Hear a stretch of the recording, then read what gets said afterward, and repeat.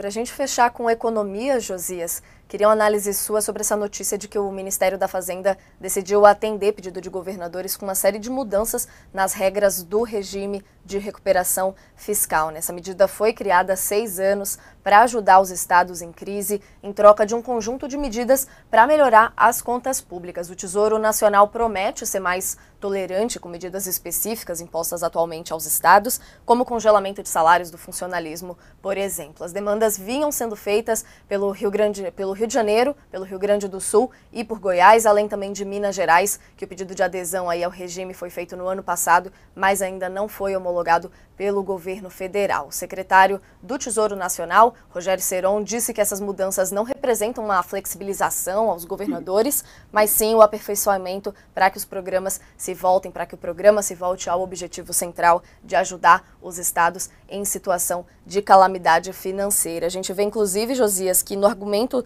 dos governadores que pediram essas mudanças, eles alegam que as receitas chegaram a fugir do controle depois de alterações do ICMS promovidas por Bolsonaro em ano eleitoral. Queria saber, então, como essas mudanças, então, podem ser lidas, Josias. Natália, você sabe que se uma costureira gerenciar mal o seu negócio, ela vai se pendurar nos juros de 400% do cartão de crédito e vai perder a máquina de costura.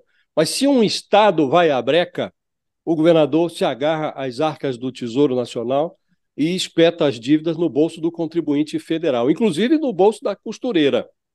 Então, o que vem aí é mais uma flexibilização desse chamado regime de recuperação fiscal, que nasceu há 6 anos e já vai agora passar pela segunda flexibilização.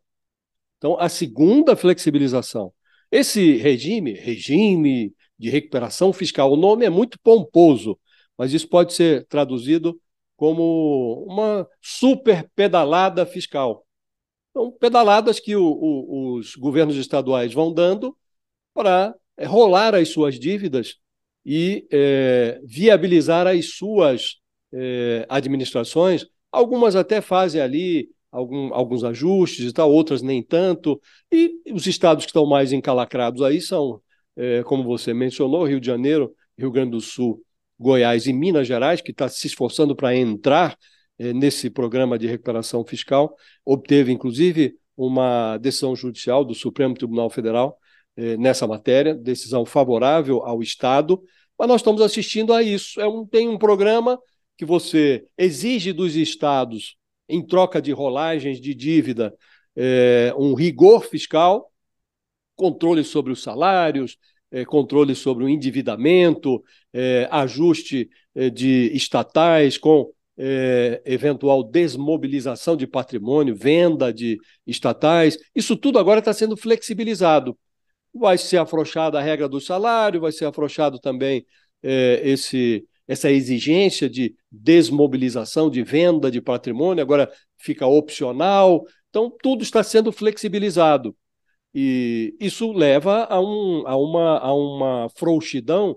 Sempre vai haver um argumento para justificar. Agora tem até, o Bolsonaro forneceu mais material para essas justificativas, porque ele perverteu, de fato, os cofres estaduais, quando ele impôs aos estados uma renúncia do ICMS do petróleo, da gasolina. Então, há argumentos, sempre vai haver.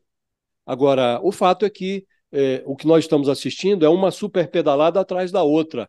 Antes do Bolsonaro aconteceu, depois do Bolsonaro está acontecendo, e, simultaneamente, o governo vai anunciar,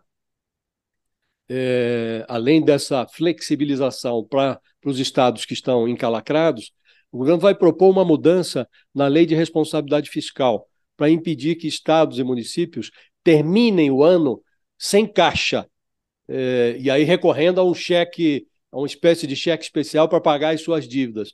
O governo vai tentar inserir um novo artigo nessa lei de responsabilidade fiscal para proibir governadores e prefeitos de passar o ano, de cruzar de um ano para o outro, sem recursos em caixa para cobrir as suas despesas. Então você flexibiliza com uma mão e simula um rigor com a outra. Por que eu digo que simula? Porque essa nova regra da Lei de Responsabilidade Fiscal valeria apenas para 2027, para quando vierem os próximos governadores, não vale para esses que estão agora exercendo o mandato iniciado neste ano. Então, a lei de responsabilidade fiscal, ela tem 13 anos, se não me engano, é uma lei, é, aliás, tem 23 anos, e sucessivamente os gestores públicos tentam subverter essa lei. Então, rigor com uma mão, flexibiliza com a outra. Amanhã, quando esses que estão sendo submetidos agora supostamente a um rigor, eles serão beneficiados novamente com uma nova flexibilização. E o Estado brasileiro vai rolando os seus problemas indefinidamente, com uma super pedalada atrás da outra, Natália. Então é esse cenário que nós estamos assistindo. Como disse no início, se uma costureira não administra bem o seu negócio, ela perde a máquina de costura. Mas os governadores, eles vão rolando. O Estado não perde nunca a sua máquina de costura. Ele sempre costura uma solução nova e a solução sempre passa por uma flexibilização atrás da outra, e isso vai sendo pendurado eternamente no bolso do contribuinte brasileiro.